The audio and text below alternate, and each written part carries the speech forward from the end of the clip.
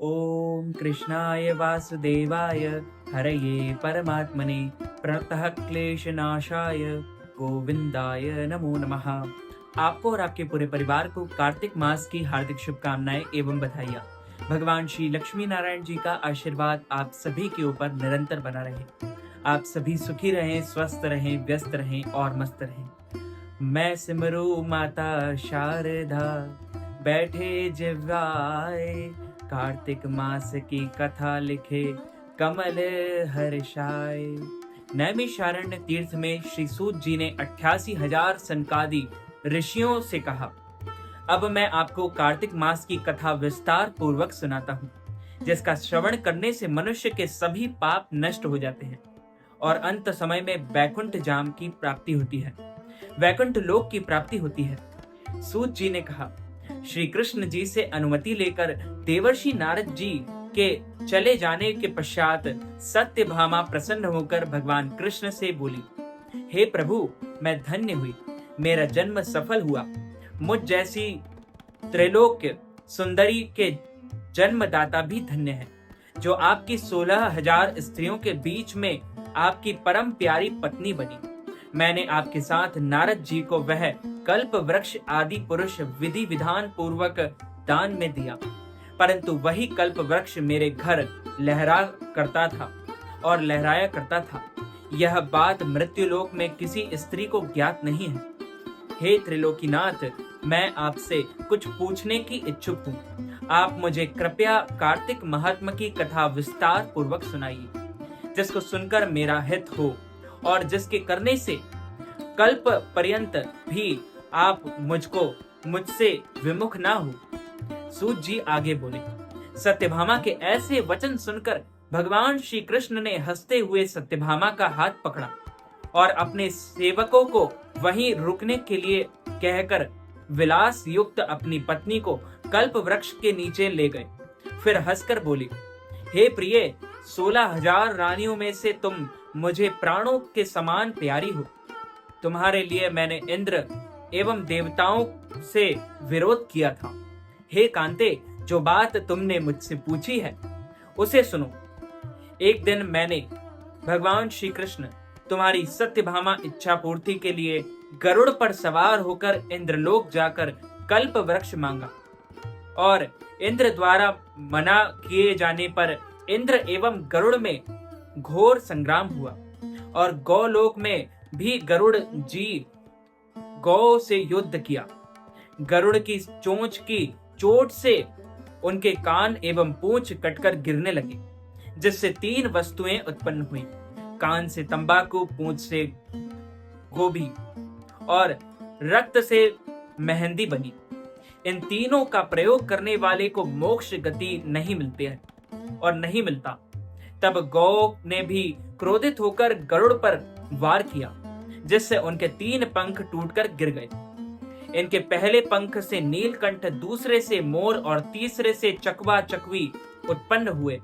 हे प्रिय, इन तीनों का दर्शन करने मात्र से ही शुभ फल की प्राप्ति हो जाती है। और यह सुनकर सत्यभामा ने कहा, हे प्रभु, कृपया मुझे मेरे पूर्व जन्म के विषय में बताइए कि मैंने पूर्व जन्म में कौन कौन से दान, व्रत व जप नहीं किए। मेरा स्वभाव कैसा था, मेरे जन्मदाता कौन थे और मुझे मृत्युलोक में जन्म क्यों लेना पड़ा। मैंने ऐसा कौन सा पुण्य कर्म किया जिससे मैं आपकी अर्धांगिनी हुई। भगवान श्री कृष्ण ने कहा, हे प्रिय, अब मैं तुम्हारे द्वारा पूर्व जन्म में किए गए पुण्य कर्मों को विस्तार पूर्वक कहता हूँ, उसे सुनो। पूर्व समय में सतयुग के अंत में मायापुरी में अत्रि गोत्र में वेद वेदांत का ज्ञाता देव शर्मा नामक एक ब्राह्मण निवास करता था। वह प्रतिदिन अतिथियों की सेवा, हवन और सूर्य भगवान का पूजन अर्चन किया करता था। वह सूर्य के समान तेजस्वी था। वृद्धावस्था में उसे गुणवती नामक कन्या की प्राप्ति हुई।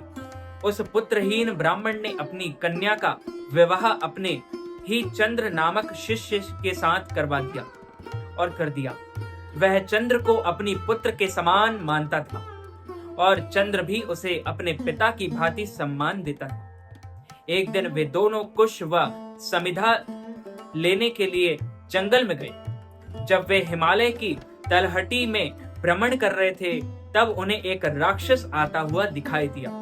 उस राक्षस को देखकर भय के कारण उनके अंग शिथिल हो गए और वे वहां से भागने में असमर्थ हो गए।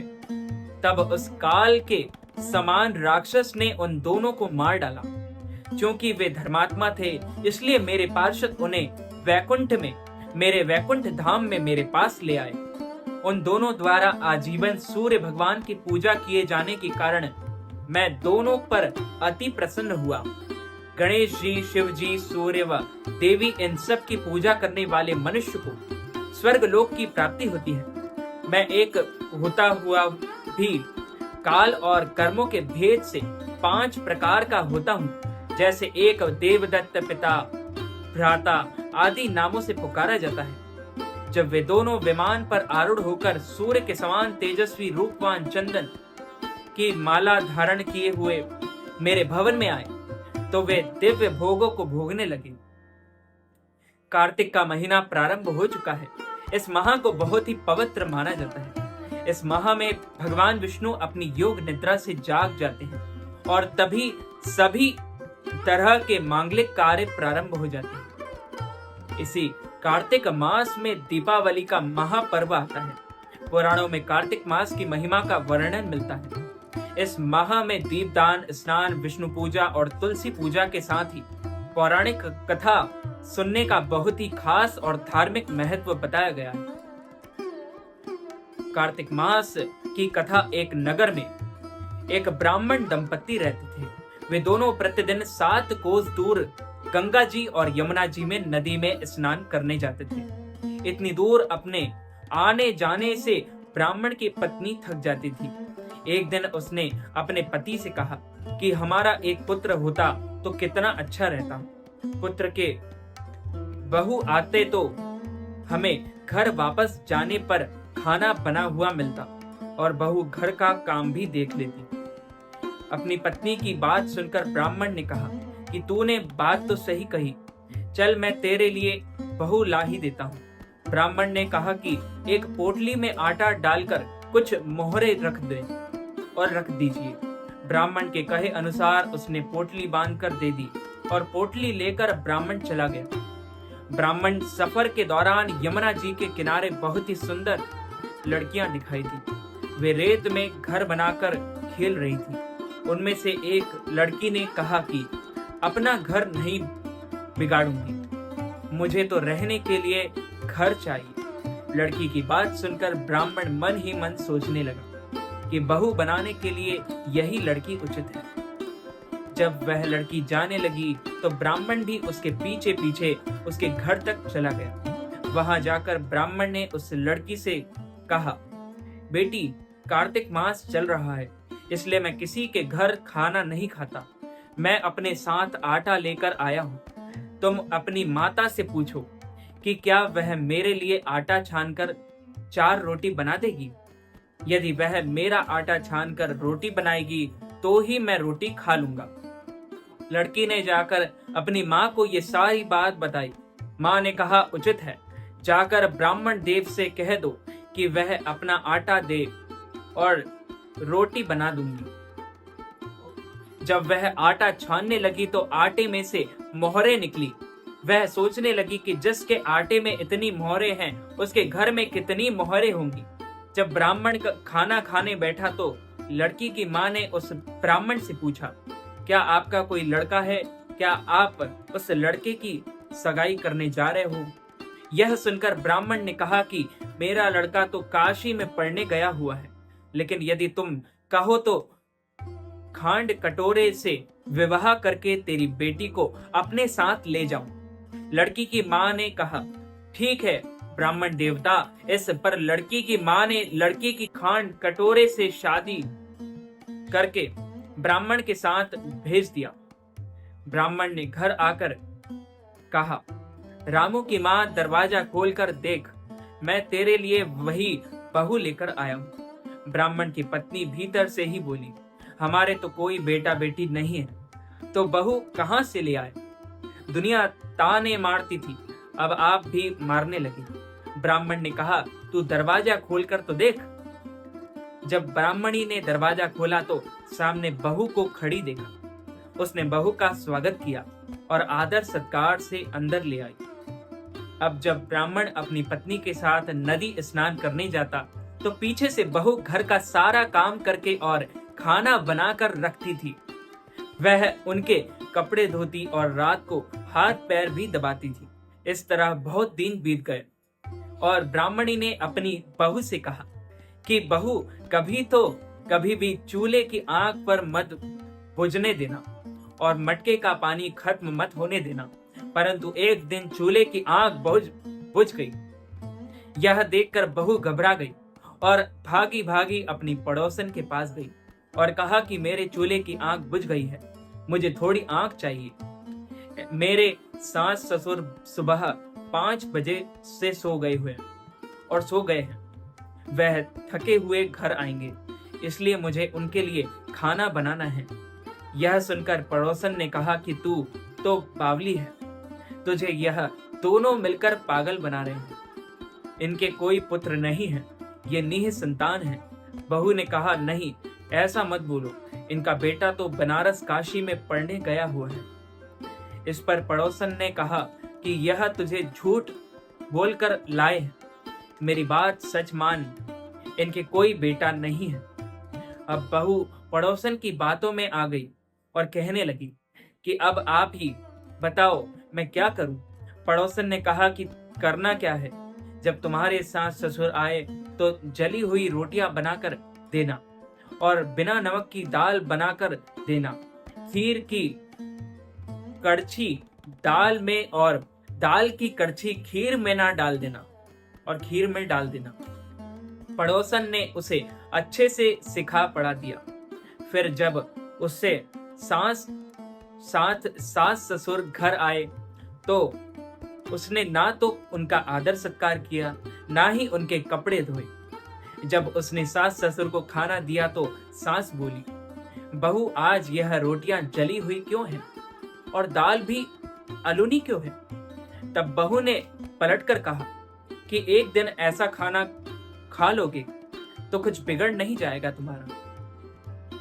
सास ससुर को खरी खोटी सुनाकर वह फिर से पड़ोसन के पास गई और बोला कि अब आगे क्या करना है। पड़ोसन ने कहा कि अब तुम 7 कोठों की चाबी मांग लेना। अगले दिन जब भी स्नान करने के लिए जाने लगे तो बहू अड़ गई कि मुझे तो 7 कोठों की चाबी चाहिए। तब ससुर ने कहा कि इससे चाबी दे दो और तब सास ने बहू को चाबी दे दी। सास ससुर ने जाने के बाद जब बहू ने दरवाजे खोले तो देखा कि किसी में अन्न भरा है, किसी में धन भरा है और किसी कोठे में बर्तन पड़े हैं। जब उसने सबसे ऊपर का 7वां कोठा खोला तो देखा कि शिव जी, पार्वती माता, गणेश जी और माता लक्ष्मी जी, पीपल पथवारी, कार्तिक के ठाकुर, राई दामोदर, श्री तुलसी जी का बिड़वा, गंगा जी और यमुना जी और 33 कोटि देवी देवताओं विराजमान हैं। वहीं पर एक लड़का चंदन की चौकी पर बैठा माला जप रहा है। यह सब देखकर उसने लड़के से पूछा कि तुम कौन हो? तब लड़का बोला कि मैं तेरा पति हूं, अभी दरवाजा बंद कर दे, जब मेरे माता पिता आएंगे तब दरवाजा खोलना। यह सब देखकर बहू बहुत खुशी हुई और 16 श्रृंगार कर सुंदर वस्त्र पहनकर अपने सास ससुर का इंतजार करने लगी। उसने अपने सास ससुर के लिए अच्छे अच्छे पकवान बनाए। जब उसके सास ससुर घर पर आए तो उसने उनका आदर सत्कार किया और प्रेम पूर्वक खाना खिलाया और हाथ पैर दबाने लगी।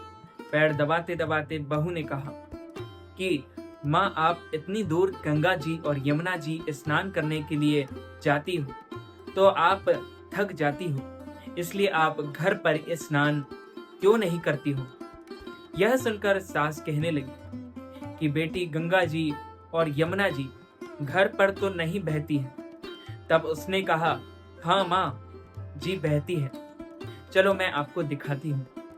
जब बहू ने 7वां कोठा खोलकर दिखाया तो उसमें शिव जी, माता पार्वती जी, गणेश जी और माता लक्ष्मी जी, पीपल पटवारी कार्तिक के 2 ठाकुर और राई दामोदर तुलसी जी का बिड़वा, गंगा जी और यमुना जी बह रही है और 33 कोटि देवी देवता विराजमान हैं। वहीं चौकी पर बैठा एक लड़का माला जप रहा है। माँ ने उसे देखकर कहा कि बेटा तू कौन है? लड़का बोला, माँ मैं तेरा बेटा हूँ। तब ब्राह्मणी ने पूछा कि तू कहाँ से आया है? लड़के ने जवाब दिया कि मुझे कार्तिक दे ने भेजा है। माँ ने कहा, बेटा यह संसार कैसे मानेगा कि तू मेरा बेटा है? माँ ने कुछ विद्वान पंडितों से मदद मांगी। पंडितों ने कहा, इस पार बहू बेटा खड़े हो जाएं और उस पार माँ खड़ी हो जाए। माँ ने चमड़े की अंगिया पहनी हो और छाती में से दूध की धार निकलकर बेटे की दाढ़ी मूछ भीगे और पवन पानी से गठ जोड़ा बंधे तब मानेंगे कि यह इस माँ का ही बेटा है। उसने ऐसा ही किया। चमड़े की अंगिया फट गई और छाती में से दूध की धार निकलकर बेटे की दाढ़ी मूछ भीग गई। पवन पानी से बहू बेटे का गठजोड़ बन गया। यह सब देखकर ब्राह्मण और उसकी पत्नी की खुशी का ठिकाना ना रहा। तो यह थी कार्तिक मास की कथा। कार्तिक के ठाकुर जैसे ब्राह्मण और ब्राह्मणी को बहू बेटा दिया वैसे सबको देना। कार्तिक मास की कथा कहने सुनने और हुंकारा भरने वालों पर सब पर कृपा करना। बोलिए श्री लक्ष्मी नारायण भगवान की जय, श्री कृष्णचंद्र भगवान की जय, राजा रामचंद्र भगवान की जय, शंकर भगवान की जय, माता पार्वती की जय, गजानन गणपति भगवान की जय, श्री गुरुदेव की जय, लाडले लाल की जय, आज के आनंद की जय, सब संतन की जय, सब भक्तन की जय, समस्त ब्रजवासीन की जय। जय जय श्री राधे, जय जय श्री राधे, जय जय श्री राधे श्याम। अच्युतं केशवं राम नारायणं कृष्ण दामोदरं वासुदेवं हरि श्रीधरं माधवं गोपिका वल्लभं श्री जानकी नायकं श्री रामचंद्रं भजे जानकी मनोहरं सर्वलोकनायकं श्री शंकरादिसेवितं पुण्य नाम कीर्तनं श्री राम राम राम राम राम नामदायकं राम कृष्ण वासुदेव भक्ति मुक्तिदायकं राम कृष्ण वासुदेव भक्ति मुक्तिदायकं हरे राम राम राम हरे हरे, हरे कृष्णा कृष्णा कृष्णा हरे हरे। तो मित्रों, भक्तजनों, माताओं, बहनों, इस वीडियो को ज्यादा से ज्यादा लोगों तक शेयर कीजिएगा, लाइक कीजिएगा, कमेंट कीजिएगा और सब्सक्राइब करके बेल आइकन को भी ऑन कर लीजिए। ऐसे ही नए नए वीडियोस देखने के लिए आप सभी को सादर जय श्री कृष्ण, सादर धन्यवाद।